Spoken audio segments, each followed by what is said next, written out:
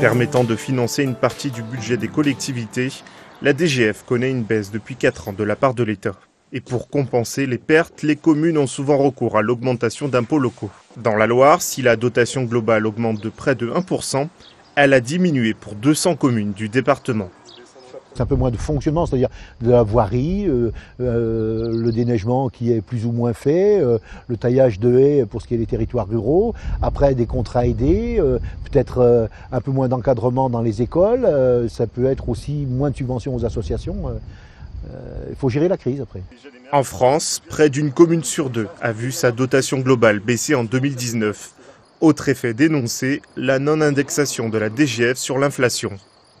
Mais on est dans une dynamique difficile à comprendre, parce que c'est vrai que le président de la République, à travers le grand débat, a invité des maires, à peu près 1000 maires, en leur disant « vous allez voir ce que vous allez voir, je vais continuer de vous aider », sauf que force est de constater que quand on regarde les chiffres, et c'est pour ça que j'ai écrit aux maires, bien sûr, il y a des communes qui ont augmenté, mais par exemple dans la Loire, sur l'augmentation pour les 120 et quelques communes qui ont augmenté, 45% de l'enveloppe de l'augmentation est absorbée entre guillemets par Saint-Étienne. Donc ce qui reste en augmentation pour les autres communes est quand même pas très important. C'est marginal. Ouais. C'est très marginal. Mais là on se serre la ceinture de partout, ça va être compliqué de oui, prendre cette option-là. Oui, c'est des choix, mais on a quelques propositions à faire. On rétablit l'ISF, 4,5 milliards, ça donne un souffle pour les communes, quoi.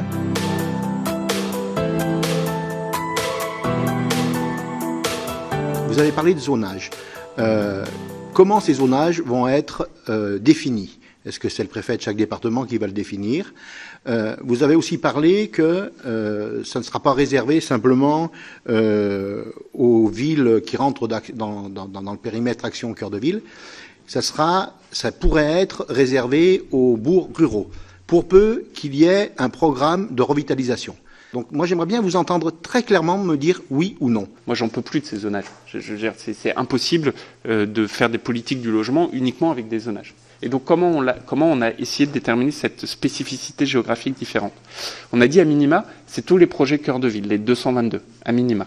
Et deuxièmement, c'est toutes les villes, toutes, qui auront mis en place des dispositifs ORT.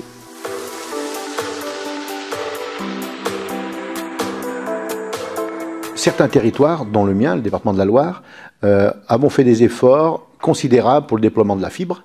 Et aujourd'hui, on arrive presque au bout de l'équipement de tous les foyers. Comment vous imaginez la complémentarité qui pourrait s'installer entre votre système et les collectivités qui sont en cours d'équipement, parce que les intempéries de la semaine dernière, avec les chutes de neige très très importantes que nous avons eues sur les départements de Loire et Haute-Loire, nombre de câbles de fibres se sont cassés. Et puis, j'ai entendu aussi ce que vous disiez, monsieur le directeur d'Orange, quand vous dites que vous continuez d'entretenir les réseaux cuivre, permettez-moi quand même d'avoir quelques doutes, parce que chez nous, sur nos routes départementales, on ne doit pas faire 1 kilomètre sans trouver un poteau tordu, cassé, réparé avec les moyens du bord, parce que le paysan du coin a bien voulu le rattacher avec la ficelle. Que veut dire pour vous un entretien renforcé ? On a eu beaucoup d'événements climatiques et ça a révélé le fait qu'on était trop à flux tendu. On a une question d'organisation, on a un problème d'organisation, on a un problème d'information des élus on a un problème de pilotage de sous-traitance. Et même si on a augmenté les budgets, on n'a peut-être pas suffisamment augmenté le budget et puis on a mal géré les départs en retraite. Donc il y a un diagnostic qui est fait. Quand on parle de fracture numérique, on a tous en tête les difficultés induites par l'inégale couverture du territoire et les zones blanches. Mais je voulais plutôt revenir sur un autre aspect de cette fracture, les difficultés liées à l'usage, ce que certains dénomment l'illettrisme numérique ou l'électronisme. Aujourd'hui, 20% de nos concitoyens ne savent pas utiliser Internet, soit plus de 13 millions de personnes, dont plus de la moitié ne se connectent jamais.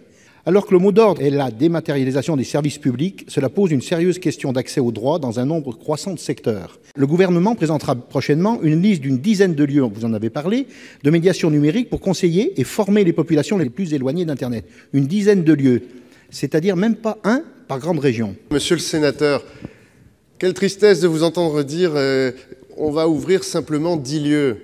Parce que c'est beaucoup plus que cela. L'appel à projet invitait à la création de 10 hubs. Ces 10 hubs qu'on fait, c'est des hubs de rayonnement. C'est des hubs multiplicateurs. Parce que, à l'issue du travail que nous avons mené avec les territoires, ce dont on s'est rendu compte, c'est que le numérique des services publics. Le numérique de l'inclusion numérique, il va aussi vite que le numérique des réseaux sociaux et du commerce. En un an, on est déjà has-been.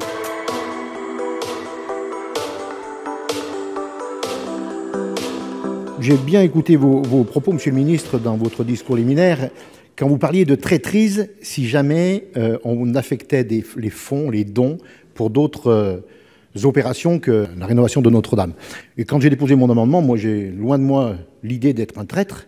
C'était simplement, naïvement, éventuellement, s'il y avait un excédent, il y a 11 000 bâtiments en souffrance dans notre pays, c'était voilà, naïvement de reporter ce surplus ou ce reste, on va dire, sur ces bâtiments-là.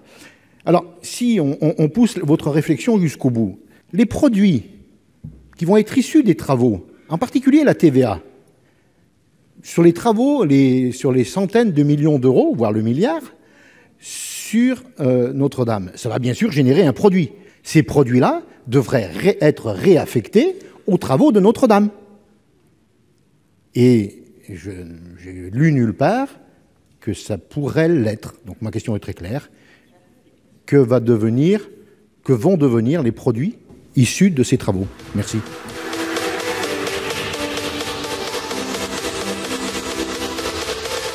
Quand on parle de territoire de déserts médicaux, ça veut dire quoi? Ça veut dire des gens en souffrance. Ça veut dire des gens qui vont, comme le disait Angèle Préville, des personnes âgées qui ne peuvent pas se déplacer pour aller dans les hôpitaux de proximité. Et donc, où vont ces gens? Aux urgences. Et c'est une problématique que vous rencontrez aujourd'hui, hier, demain, des grèves dans les services d'urgence, des arrêts de travail parce que les gens sont en burn-out, et on va arriver vers un chaos de la santé dans notre pays. Juste une remarque aussi, Madame la Ministre, vous parlez, il faut rendre nos territoires attractifs. J'imagine que quand vous parlez de territoire attractif, vous ne parlez pas des fleurs ou du fleurissement sur la place publique de notre territoire. Vous parlez de l'attractivité, j'imagine médicale, donc du coup des hôpitaux locaux. Mais ces hôpitaux locaux, soit vous les fermez, soit vous les videz de sens. Ici, on enlève la maternité, ici, on enlève les urgences, ici, on enlève les services de nuit, etc., etc.